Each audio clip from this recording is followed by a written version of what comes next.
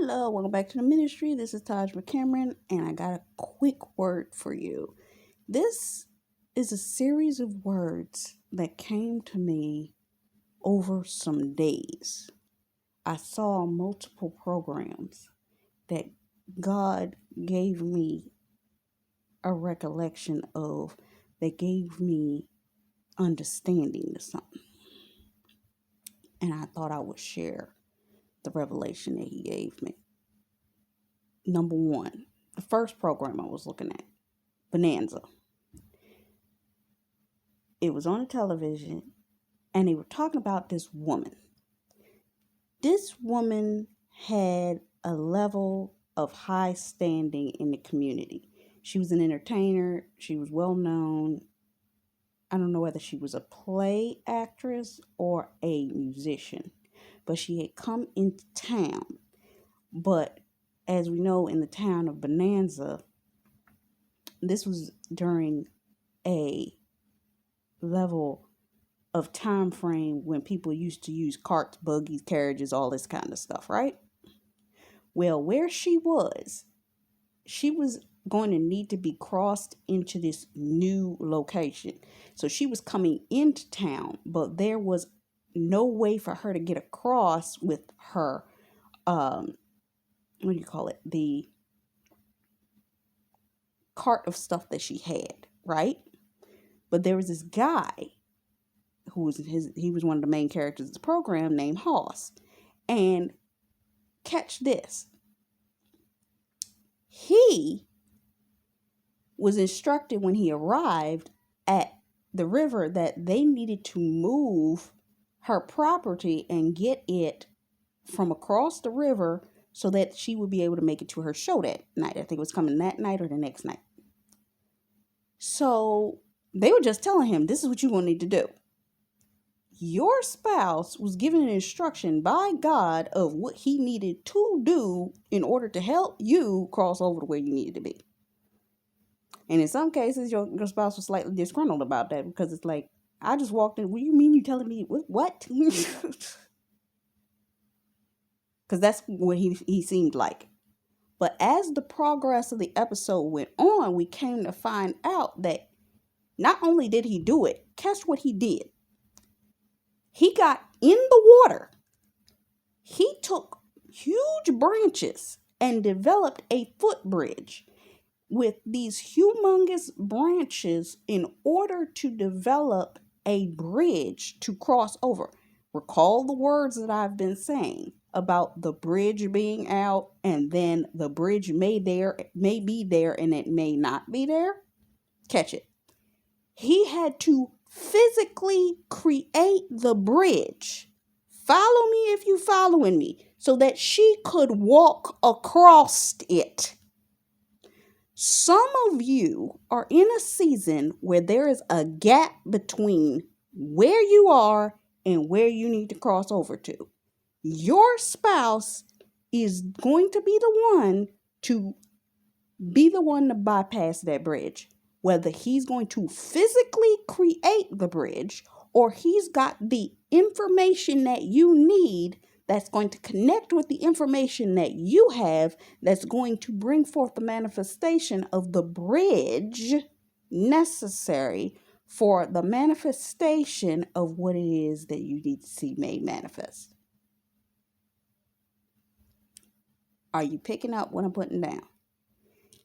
He has the missing information that you don't have. He has the ability to get you across that bridge. And if you saw the word, it was a word I released. Oh God, sometime last year, it was a year and a half ago, where it talked about he's the one to open the gate. Okay? Where I talked about a dream where the gate needed to be open. But he's the one that had to do it. But in him doing it, has to be done so quickly that when he comes to open that gate, you better be ready to walk through it. Because one, he's taking a risk by opening the gate for you in the first place. Two, in him opening that gate for you,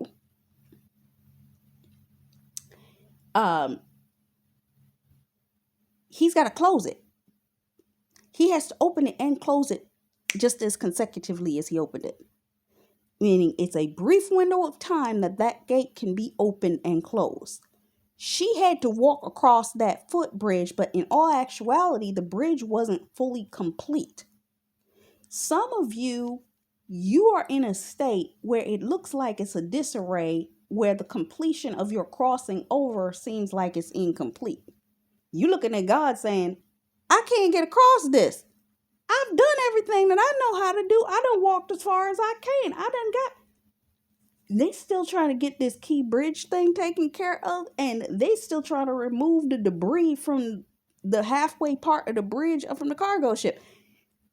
It's a partial bridge sitting there, meaning you can only cross for so far before you reach the drop.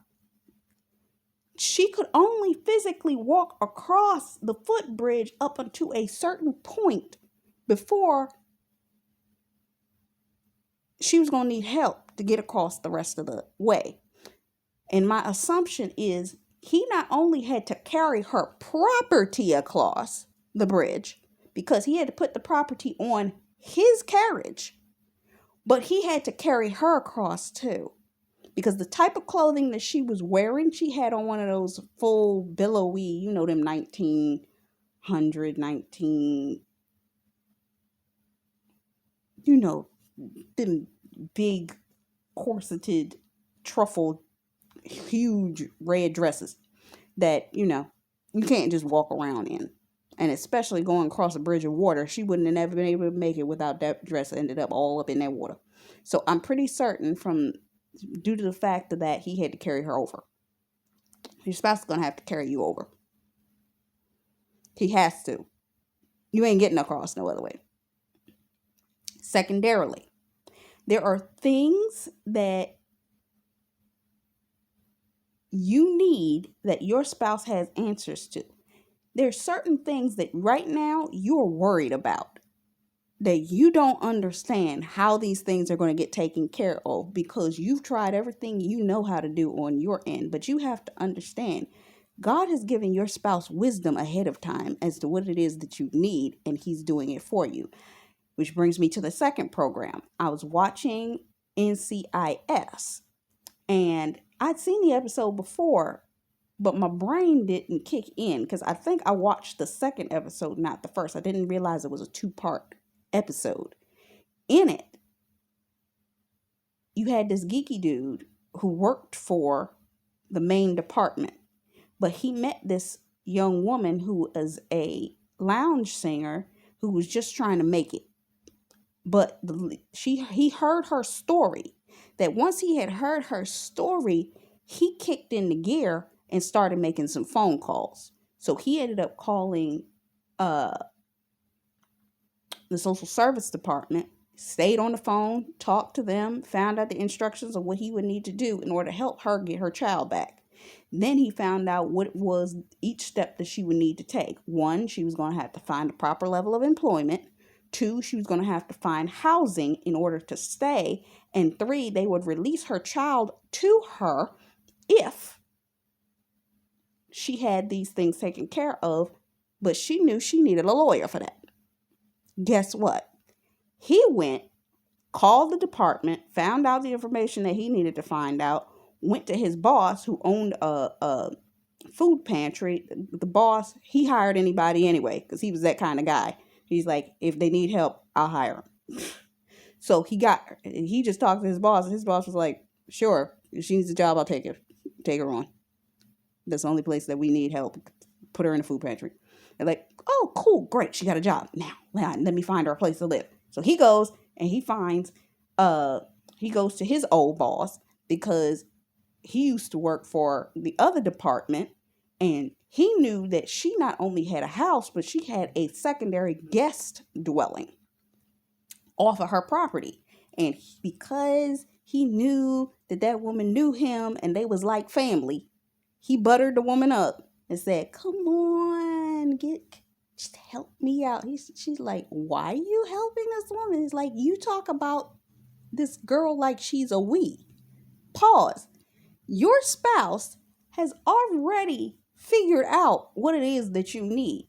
Maybe it's off of what you've said. Maybe it's off of what they've heard. Maybe it's off of them watching and seeing what it is that they see is part of what you carry, that they're like, okay, I can help this individual. Let me inquire here. She needs this, she needs this, she needs this. He knew she needed a living space. He knew she needed a job. He knew people that could give her a job. He knew that he could butter up his old boss, who was best friends with the guy that was his boss, that owned the lounge, that gave her the job at the pantry, and said, hey, could she stay with you? Just let her stay in that place. And I mean, if she stays, she works at the pantry. He pretty much had figured the whole daggone thing out. Catch. He never said 2 words to her. Then, because his boss was dating somebody that had just started working in criminal, what was it? She used to be a criminal defense attorney, and she had now went into public service, where she wanted to help people in the community that needed assistance in strategic cases, much like this, DHS offices, all that kind of stuff. So she said, when he told her about the case, she said, okay, sounds like a good case. I ain't got nothing to do. I'll take it. So he goes and he brings her over to his boss's bar and tells her. And she's like, wait, what? He said, I know that you needed help to get your daughter back, so this is what I did. I asked my boss, because I knew that you would need a job, because after I made a phone call, they said that you would need a job in order to prove that you had a stable living condition and were able to support yourself. So he said he would take you on as a food pantry person, that you could work at the food pantry. 1, there's your job. 2, I talked to my old boss, and she said that she got a place and she gonna work it out with you. And she's like, I can't afford to pay somebody to stay. I don't even have enough money to take care. He said, don't worry about it. She's gonna do it as a favor to me. And she was like, what? Now you done figured out everything. You got a lawyer too? She's like, I don't have it right here, but she's upstairs looking at your case right now. She said, excuse me? Before that afternoon was over, she had her daughter back in her custody, and they were moving into stay at the guest house. Your spouse already knows what you need. God has put a level of favor on them that there's things that you don't know. Coming back to the original part when I was talking about the bridge. Your spouse is a bridge. He's got connections you don't have. There's certain things that God has put on your heart to do that your spouse already has the connections to people, places, circumstances, and situations that are going to be a blessing and a benefit to you in certain circumstances, that are literally going to position you for a shift in your life. It's going to transition and transform where it is that you're supposed to be. Whether that's an opportunity for a job and or a career move. Boaz was the person that owned the field that Ruth worked in. Remember that? She ended up marrying him, and she became part owner of the field. So next, living situation. This is your God-ordained spouse. So he's going to provide, whether y'all are courting, he'll provide a living space for you. Some have said that the living space is going to be that he lives on one side of the house, you live on the other side until y'all actually get married, if you're going to have a courtship period. Some of you just going to get married and move in the house together. Some of you, it'll be whatever capacity that is necessary. And Lastly, if there's any legal proceedings, financial things, inheritances, financial inheritance need to be taken care of. Remember, Ruth ended up inheriting part of her spouse's field upon marrying him. She became a woman of means and honor. Proverbs 31 woman, maybe? With her skills, her skill sets, and abilities. There are things that you carry that your spouse needs. Your spouse has already figured this out. And in some cases, you are pulling your hair out trying to figure out how these things are going to be taken care of. Your spouse is building the bridge between the things that you do not have that's going to cause for the manifestation of what it is that you need. Now, remember, she had a child. Some of you, you're going to get married and have kids. It's going to be just that fast. Some of you are going to be married and start having children really fast. It is what it is. Now, was my last point. In all three cases, the man was observing the woman and taking care of what needed to be taken care of. Come to find out, in the episode of Bonanza, they showed that Hoss finally admitted, do you remember me? He said, do you remember me? She said, I don't. He said, I met you 5 to 10 years ago. And she started to think back. She said, oh my God, I do remember you. In this case, this guy had seen her and he started doing the work for her. Though he did not have tight relations or connection to her, he was doing what it was that she needed. Because God is putting it on your spouse's heart to do this. Third case, I was watching Let's Make a Deal. And in Let's Make a Deal, it was a married couple that were coming up for a deal. And they were explaining how they had gotten married, been married for 13 years. Or I forget how many years they'd been married. They've been married for a while. And he said that before he married her, he had been watching her for 2 years prior to that. And it was a couple different cases like this that happened on Let's Make a Deal where the couple that came up there, it was a guy in another case where it was him and his wife was standing there. And he said, I finally went and I asked her to marry me, but I had been watching her for so many years. I think he said he'd been watching her for 10 years prior to that. Some of your spouses have been observing you. For the past 3 so odd years, I've been getting words popping up on my screen. Keep talking about your spouse sees you. Your spouse has been watching you. Your spouse is observing you. I've even got dreams saying that he's been observing you. He's been watching you. He's been looking at you.